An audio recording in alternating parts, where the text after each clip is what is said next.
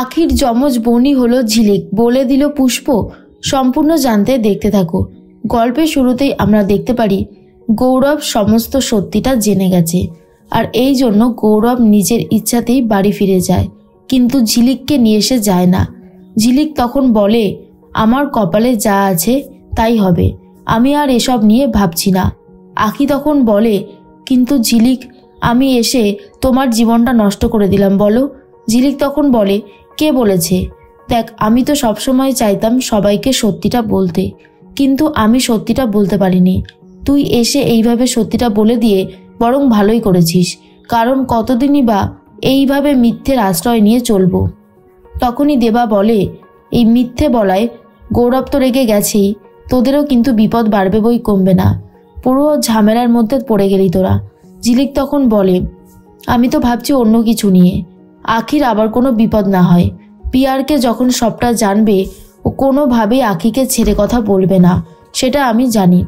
দেবা তখন বলে, আখির কোনো ক্ষতি করতে হলে পিয়ারকে আগে আমার কাছে আসতে হবে, তারপর সে আখির ক্ষতি করবে। তুই এসব নিয়ে ভাবিস না, তুই এখন কি করবি সেটা বল।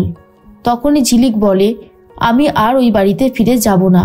যেদিন গৌরব আমাকে ফিরিয়ে নিয়ে যাবে সেদিনই আমি যাব। আমি বস্তিতেই ফিরব, মায়ের কাছে। আখি হলো বস্তির বউ, আর আমি হলাম ওই বস্তিরই মেয়ে। এর মধ্যে গৌরব বাড়িতে ফিরে যায় আর ঝিলিকের বলা কথাগুলো ভাবতে থাকে। ঠিক তখনই অর্ক বলে, কিরে গৌরব, আখিকে কোথাও দেখছি না, ও কোথায়?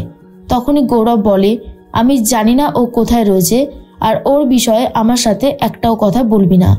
গার্গী তখন বলে, আরে বাবা, স্বামী স্ত্রীর মধ্যে ঝামেলা হতেই পারে, তাই বলে তুই আখিকে ফেলে দিয়ে চলে আসবি?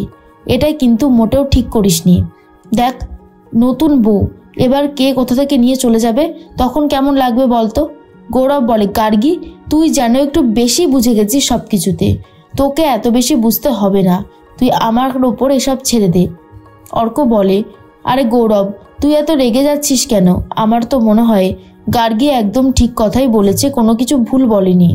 তুই একটু ওয়েট কর, আর দেখ, তোর মাথা থেকে রাগটা পড়ে গেলেই যত তাড়াতাড়ি সম্ভব তুই কিন্তু অবশ্যই আখিকে ফিরিয়ে নিয়ে আসবি, কেমন?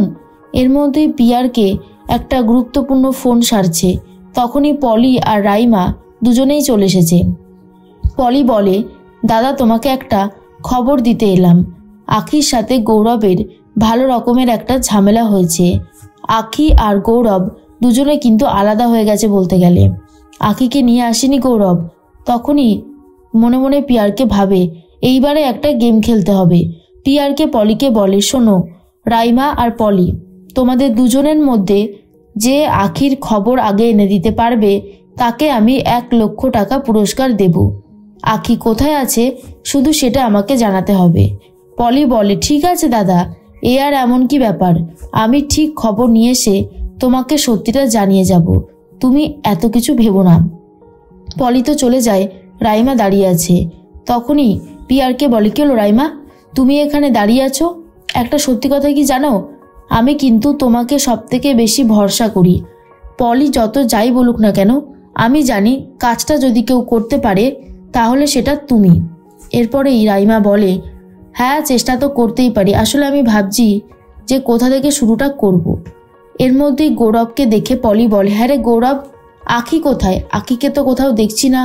গৌরব তখন বলে, আখি? কে আখি? আমি তো কোনো আখিকে চিনি না। পলি শোনার পর পুরোপুরি অবাক হয়ে যায় আর বলে, এ কি, আমাদের গৌরবের হলোটা কি? ও এসব কি কথা বলছে? রাইমা বলে, আমিও তো সেটাই বুঝতে পারছি না, কি যে হলো ওদের মধ্যখানে কে জানে। এদিকে পুষ্প মনে মনে ভাবতে থাকে, কখন আসবে ঝিলিকের বাবা মাছ নিয়ে। জোড়া ইলিশ খাবে সরস্বতী পুজোর দিন, তাই একটা ইলিশ নিজের বাড়িতে রাখবে আর একটা ঝিলিকের বাড়িতে পাঠাবে। কিন্তু এখনও সেই ইলিশ মাছ এসে উপস্থিত হয়নি, তাই রাগারাগি করছিল। তখনই ঝিলিক এসে বলে, পুজোর দিনে জোড়া ইলিশ না পেলেও জোড়া মেয়ে তুমি পাবে। পুষ্প বলে, মাথাটা মনে হচ্ছে পুরোপুরি খারাপ হয়ে গেছে, কি যা তা বলছিস? তখনই ঝিলিক বলে, আমি যা বলেছি তা একদম ঠিক কথাই বলেছি। এরপর আখিকে নিয়ে আসে সামনে, আর দেখার পর পুরোপুরি অবাক হয়ে যায়। পুষ্প তখন বলে, এটা কি করে সম্ভব, আমি তো নিজের চোখকেই বিশ্বাস করতে পারছি না। তখনই ঝিলিক বলে, অনেকেই বিশ্বাস করতে পারে না, কিন্তু এটাই সত্যি কথা। এর মধ্যেই পুষ্পর হাজবেন্ড নিয়ে চলে এসেছে বাজার, আর দেখে দুটো মেয়ে যাদের দেখতে হুবহু এক।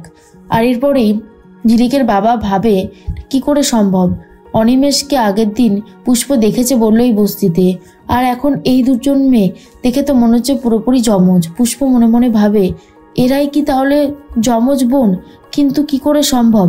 ঝিলিক তখন বলে, মা তোমার কি হয়েছে বলো তো, তুমি এরকম ভাবে রিয়াক্ট করছো কেন? ও আখি। আর যেই আখি নামটা বলেছে তখনই পুষ্প সব কথা মনে পড়ে যায়। আর অনিমেষ রায়ের মেয়ের নাম যে আখি ছিল সেটা তো বুঝে গেছে পুষ্প। আর বলে, তুই ওকে কোথা থেকে পেয়েছিস?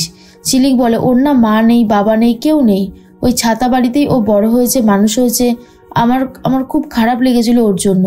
তখনই পুষ্প বলে, সে তো বুঝলাম, কিন্তু ওর বিয়ে হয়ে গেছে? ঝিলিক বলে, হ্যাঁ, দেবার সাথেই তো ওর বিয়ে হয়েছে। তুমি ভেবেছিলে আমার সাথে দেবার বিয়ে হয়েছে? আসলেই না, আমি আর দেবা দুজন খুব ভালো বন্ধু, কিন্তু বিয়েটা হয়েছে আখির সাথে।